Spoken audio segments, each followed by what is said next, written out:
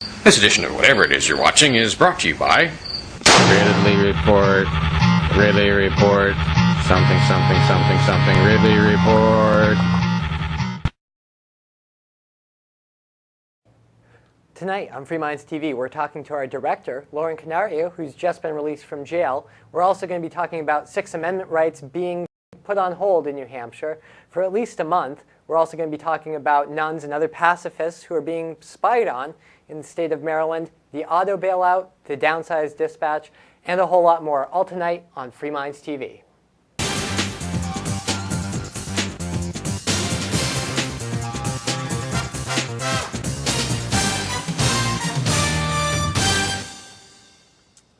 And welcome to a brand new edition of Free Minds TV, where we challenge you, the viewer, to think outside the box. With you, as always, is Toby. And Nick. And it's finally happened. Our director, Lauren Canario, finally out from behind bars and back to help us out with Free Minds TV. We really appreciate it. Those who have been watching for the past month can see that we are definitely hobbled when she's not here. We're still making shows, but definitely a lot more difficult than it was. So a lot of people are wondering why Lauren is behind bars. We haven't gotten to speak with her because she's been behind bars, and no one's gotten to speak with her, not even her husband Jim. So we are going to be talking with Lauren right here, who's in the studio directing behind the scenes. She can do both at the same time. That's how talented she is. Let's go right to it and talk to Lauren. So Lauren, you're finally out of jail. You've been in there for almost 30 days now. Can we just start at the beginning? What got you in there in the first place this time? I think it's the 6th time you've been in jail for civil disobedience? Yeah, this is the 6th arrest that I've been in, and this time I was heading to the federal courthouse to get my camera back that the federal marshals had stolen at a roadblock a year earlier, and I just went through the metal detector, which they have at the federal buildings now, and they wanted me to stop and empty my pockets, but I didn't want to, so I thought, let's see how far they take this, and I guess we found out. So you were arrested right there on the spot for that one, and then you had a quick trial in 30 days for, what was the exact charge? Do you even know? They had 2 charges against me, disorderly conduct, which they dropped. Or wait, no, because that was accusing me of blocking the entrance. But I asked for the video, and it showed clearly that the entrance wasn't being blocked. So they dropped the disorderly conduct, and they kept the one that was called disobeying a sign or a directions. Oh, right. Well, I know that during sentencing, the judge, I think he was comparing you to Carl Drago, was it? Mass murderer. How does that make you feel? Oh, I was so angry. Man, when I heard about that, I'm going, no, this cannot be. And I'm going, that was Carl Drago he talked about a man who came to the federal courthouse and refused to show what was in his hands, and then left the federal courthouse. And then I found out later that he's talking about Carl Drago, who at a whole different date took a rifle and shot 2 or 3 policemen and some city councilors, and I guess one of them was a judge too. All right, so that pretty much says that your nonviolent acts, is that supposed to encourage other people for violence?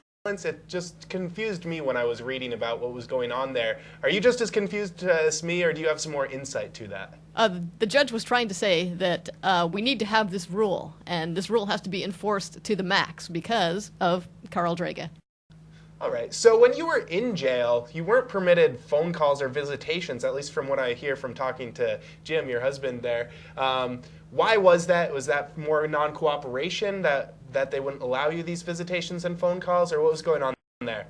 Yeah, that was because of my behavior, because I refused to take a TB test, and as long as I refused, they couldn't put me in the general population, and they didn't like that, and I was like messing up their system and blocking up cells that needed to be open for other things, I guess, and they didn't like that, so they punished me by not giving me or letting me send mail or make phone calls.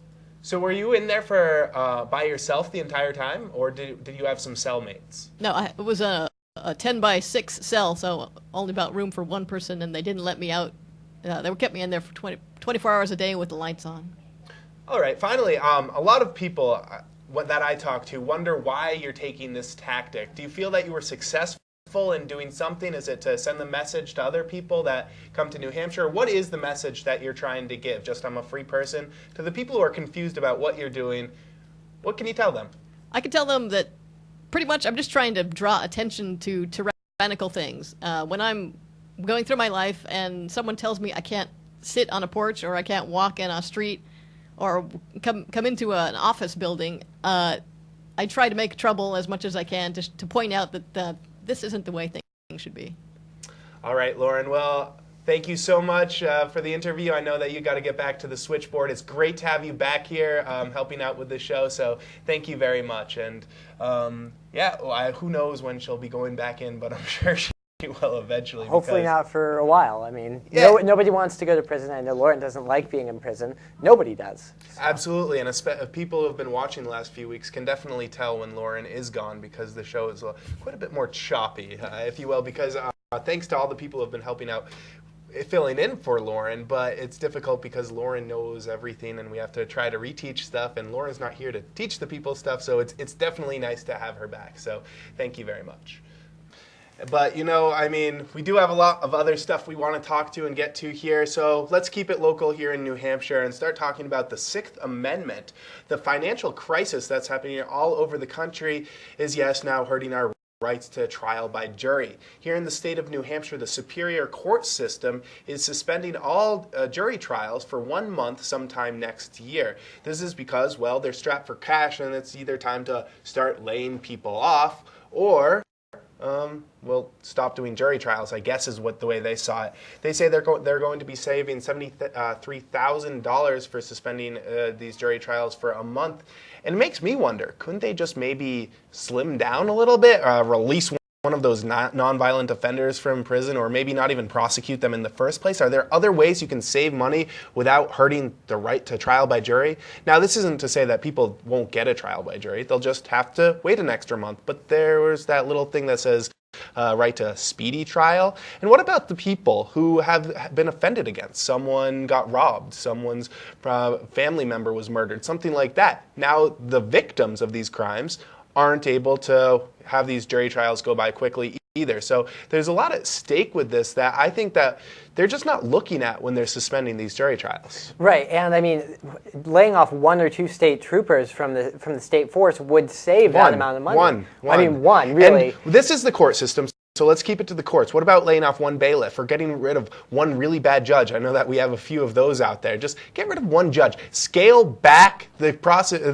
people you're prosecuting. Let's leave the non-violent ones out, the ones who haven't hurt anybody, the ones who are in there for victimless crimes, being tried for victimless crimes. Let's stop arresting those people and clogging up the court system with them. Lauren Canario, a perfect example. How many thousands and thousands and thousands of dollars were wasted keeping a peaceful, nonviolent person behind bars for 30 days? How much money was wasted in the courtroom when she was going in?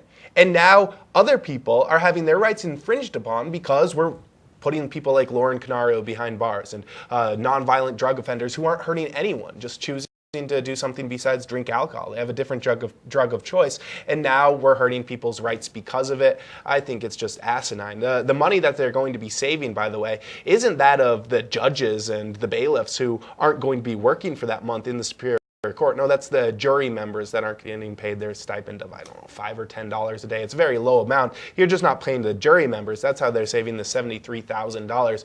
And I guess we're going to be paying the rest of the court just to not work for a month and work off with pay. Yeah, that's what you do in a bad economy. Makes sense to me. Does it make sense to you? I don't know. I don't know. I mean, the fact of the matter is, though, that your right to a speedy trial, it's not being respected so much even up till now. I know that people, it can take them a couple of months just to get a hearing for even something minor like a traffic ticket. If you want to go in and contest it, it's going to take you at least a month before you get to walk into a courtroom.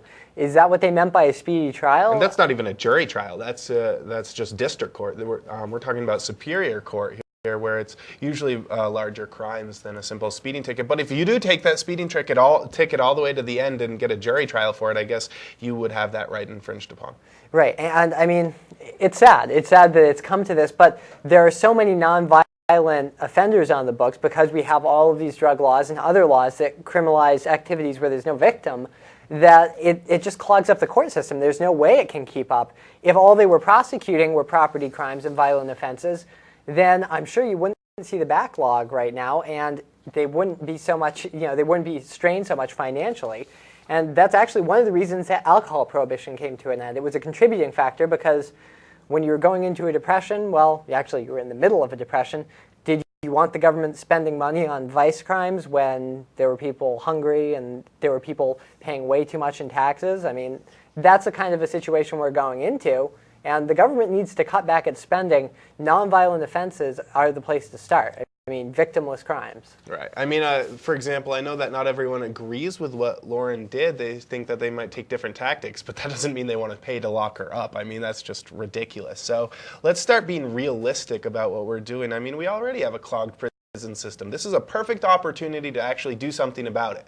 But we're doing the opposite. Delaying these trials is just going to keep more people in jail waiting for their trial. If they're having a trial, now they're going to wait 30 more days if they couldn't afford to post bail or don't have the right to post bail because they didn't get it. So this is going to be costing us a lot more in the long run because you're keeping people locked up more. So it's ridiculous, but what are you going to do? It's the government.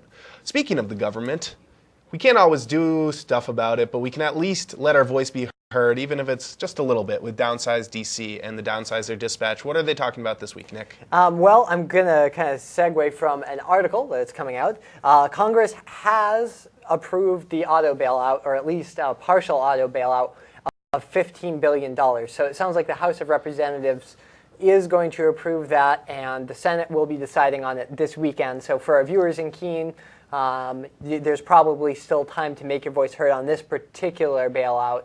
If you're getting us in other places, then the vote may have already happened, but the Senate may shoot it down. You never know, so you may have time to weigh in before a second vote, because believe me, they will try to pass another version if it gets killed in the Senate.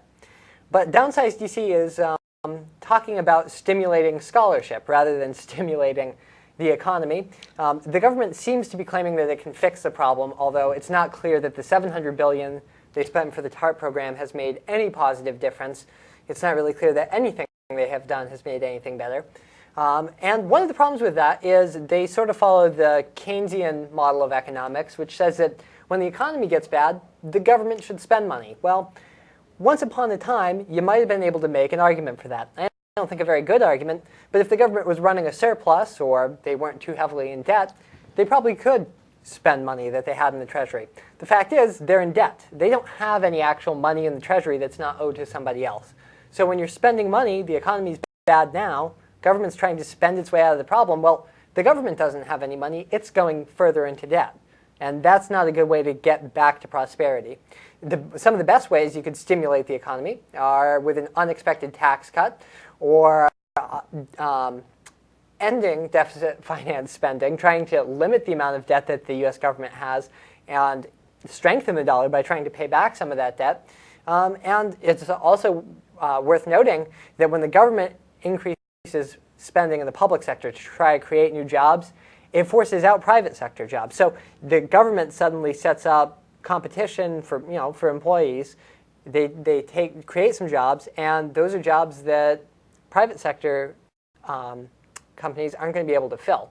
So the government competing with the private sector can actually be worse for the private sector rather than helping pull it out of a slump. So go to downsizedc.org. You can sign up for their email list and use their Educate the Powerful system to send a message to your representatives asking them not to spend more money and try to fix the problem, but have them step back. They've been trying to fix the problem for the last few months now, and they've been making it worse. So let's have the government step back, maybe cut taxes and stop going further into debt. Maybe cut their budget, too. I think it's worth a shot. Again, downsizedc.org. Make your voice be heard. I can't say it'll necessarily change the outcome, but it will have an impact. Yeah, at least you can say that you tried, if nothing else. All right, when we come back, we're going to be talking about spying on pacifists, environmentalists, and even nuns. Yes, these are dangerous terrorists. We're also going to be getting into an article about Barack Obama being possibly stuck with an anti-pot crusading GOP attorney. We're going to be getting into all that and a whole lot more when we come back right here on Free Minds TV. This edition of whatever it is you're watching is brought to you by Ridley Report, Ridley Report, something, something, something, something, Ridley Report.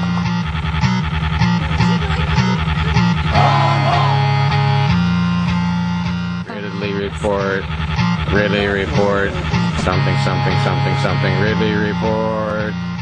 Free Minds TV is brought to you in part by anarchyinyourhead.com, a comic about freedom. When it comes to politics, they hate just about everyone, so they're bound to make fun of someone that you don't like eventually. Anarchyinyourhead.com, that's anarchyinyourhead.com. Free Minds TV is brought to you in part by Life Productions for your basic and semi-pro video production needs. From full wedding and event coverage to DVD authoring and distributions, lifeproductions.com, that's lyfproductions.com. Thank you, Spencer. This is Mark Edge from Free Talk Live, and you're watching Free Minds TV.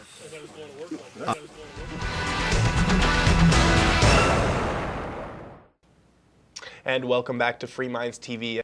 As always, it's Toby here with you. And Nick. I'd like to invite the viewers to log on to our website. freemindstv.com is the address, and from there, there's all sorts of stuff. All the old archives, the members section, that's only $3 a month or $30 a year, and tons of ways you can help this show really easily without having to spend any money, all at freemindstv.com. All right, Nick, I want to get into a couple of articles about nuns being spied on and pacifists being put on terror watch lists. But first, there was some breaking news last night before we recorded the show about the governor of Illinois getting into a little bit hot trouble here.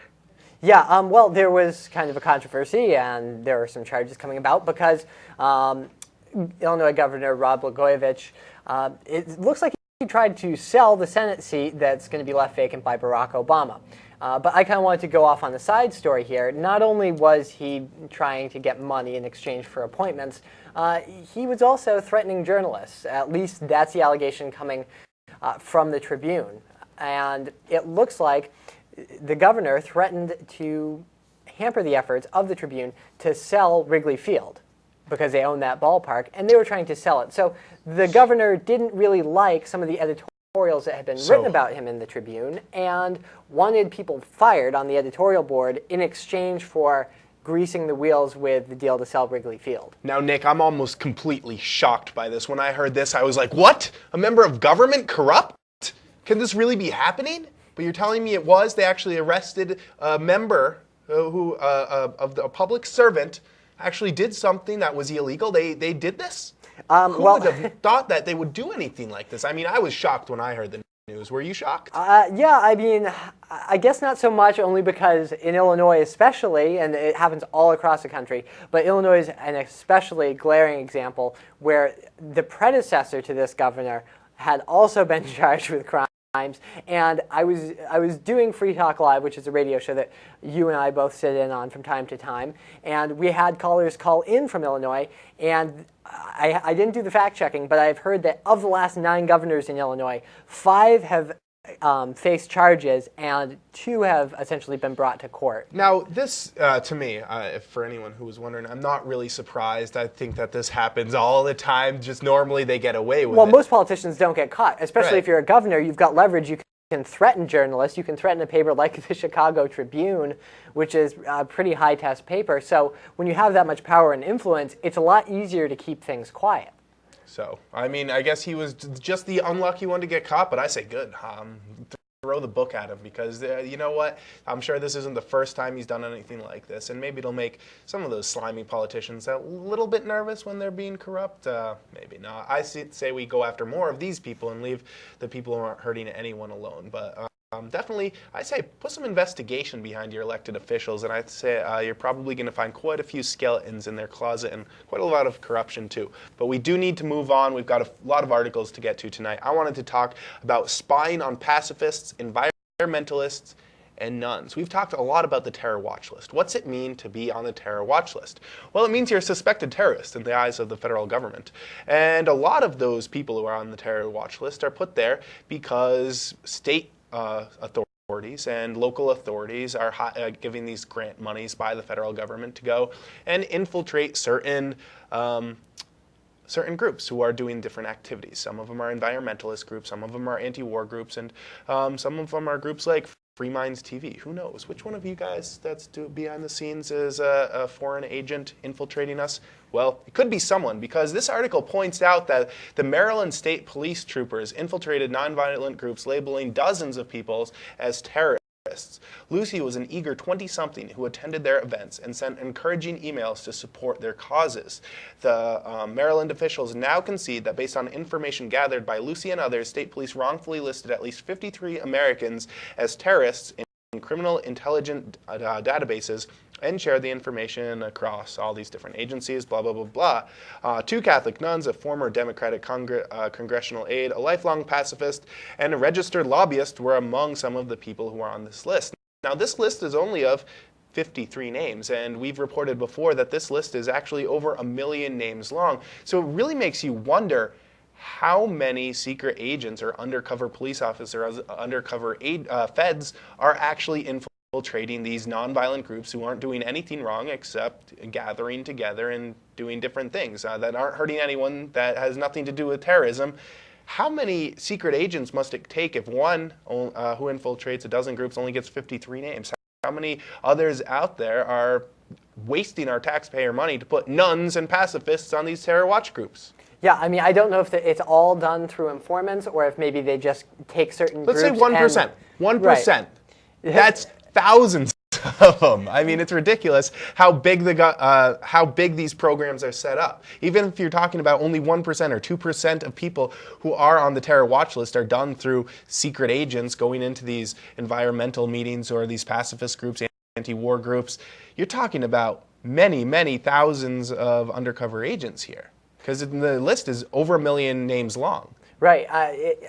It's astounding how many names they put on there, and the list keeps growing. It's not like they're scaling back. 20,000 a month, I think, is what they're going for. I mean, how effective is it to, even if you're not thinking about a civil liberties issue or a taxpayer issue, if you're just looking at it from the security angle, how effective is it to have over 1 million names on your watch list? I mean, if this is supposed to be your short list of people who are potentially going to launch terrorist attacks inside the United States, it's not going to be very useful to you.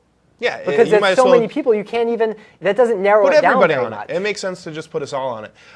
It should also be noted that some of the critics in Maryland, where this was happening, the state police were the ones who were doing this undercover operation, this particular one. They wanted to point out that 36,000 violent crimes where there was a victim were committed in Maryland last year while the police were wasting their money on this crap. Anyways, moving on. Obama may be stuck with an anti-pot crusading GOP U.S. attorney. Now, what are we talking about here? Well, after every president leaves office, it's customary for all the U.S. attorneys to leave with them, and the new president gets to assign their own U.S. attorneys. That's why we have all this weird stuff that goes on when Bush took office. We had a certain Mary Beth Buchanan. I don't know how to say her name. I don't really care how to say her name. Anyways, this woman, when she was appointed by President Bush, spent $12 million of our taxpayer money to put Tommy Chong, Cheech and Chong, that pot smoker and hippie guy, and spent $12 million to put him behind bars for selling water pipes that he sold as designed to smoke tobacco. Let's be honest, some of them were probably used to smoke marijuana. Anyways, $12 million to put him behind bars for 9 months. Money well spent. This woman, who's refusing to leave office voluntarily when Bush leaves, she also spent millions of tax dollars to file the one of the only, federal obscenity cases in 2 years, the manufacture of devices like the Whizzinator to get around drug tests, and also infiltrated, was part of a raid on Tommy Chong's DVD collection that he was selling his film for 10,000 of them. Anyways, all this crazy stuff that she's wasting our taxpayer money on for these vice crimes where there's no actual victim anywhere. Millions of dollars wasted on that. Do we really need her as a U.S. attorney? I thought the one thing we might get with Barack Obama as president is we can get rid of these useless vice crime fighting GOP-appointed U.S. attorneys.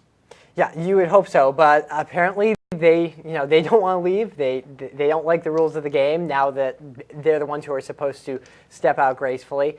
Eventually, I mean, he can fire them, right? He can, but remember when George Bush fired all those U.S. attorneys that he didn't agree with? He went under a lot of scrutiny for that. Now, but you've got one here. But I'm going to be scrutinizing Obama if he doesn't fire this. I don't like her at all. She's a very nasty, nasty woman. I mean, do you really care if someone's watching porn?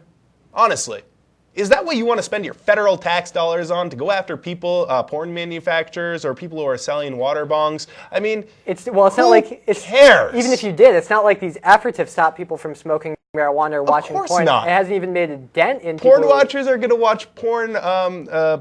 Pipe smokers are going to smoke pipes, and spending millions of dollars and wasting all our tax money isn't going to help a lick. And aren't U.S. attorneys supposed to be preventing things like terrorism and terrible, violent crimes? Yeah. While this was going on, every rape and murder was solved by the other ones, and every federal issue. There's no problems. We're only going after these people because every other problem in the United States has been solved. Then we go after the pot smokers. I think that's how it works, right? Yeah, it must be. I mean, they wouldn't actually. Otherwise, why would they do it? Right. It wouldn't make put any resources sense into this if there were still murderers and rapists out there on the streets. No, they wouldn't do that. They're way too smart to do anything like that. So I don't know. I'm hoping that Obama will smarten up and get rid of this woman. Then again, he does have those rockin' poll numbers. I think he's at like 80% of people approving of him right now, which just makes me wonder what those, I didn't vote for either McCain or Obama, but it makes me wonder how 20% of the people who voted against him the day before now like him 2 weeks later. It just makes me wonder what those people are thinking. Whenever it happened with George Bush too. When he was elected, his approval ratings went up, I think, 15 points higher than the percentage of people who had voted for him. It's just weird how it works like that. Once you're president, people just automatically like you. Is that how it works? I guess so. I don't think it'll last. It's a honeymoon, and it'll probably be pretty short. Well, I think people have pretty high hopes for him. He has big shoes to fill. I mean, a lot of people he said change, I'm here for change, and a lot of people put their own words into his mouth, and change is like a mirror. When he says the words change, never said what kind of change, but people read into what kind of change they expect him to have. So these poll numbers, once he doesn't start delivering, because how could he deliver what everybody else's changes? He never put any specifics behind it. So change could be worse, could be better. It could be different for everyone. So I think he has some big shoes to fill, impossible shoes to fill. So we'll see how that goes, and of course we'll be reporting on it. But for now, we are running out of time. Love to invite the viewers onto our website. From there, tons of stuff, tons and tons of stuff. There's Free Minds Radio. It's live every Sunday, 3 to 5 p.m. Eastern Standard Time. You wanted to remind the viewers of something as well before we left about that. Yeah, if you're a viewer in Keene, please call Dan Mitchell at 1290 WKBK. Let him know, if you like this show, let him know maybe you want Free Minds Radio on the air. Also, if you're listening or watching in Lebanon, you can call up WUVR and ask them to put Free Minds Radio on the air as well. Or wherever you're watching. I mean, we're on bunches of stations and all across the internet. So if you want us to be on Free Minds Radio, to be on your station, let your program director know. Also, if you are doing that, log on to our forums at forum.freemindstv.com. Let people know which station you're listening to so they can call up as well and hopefully get us on. It would be nice to start expanding Free Minds Radio and getting on more stations, spreading the message of freedom and liberty a little bit further. For now, it's been Toby here with you. And Nick. Have a great night, morning, evening, whatever it is, wherever you're watching us. Take it easy.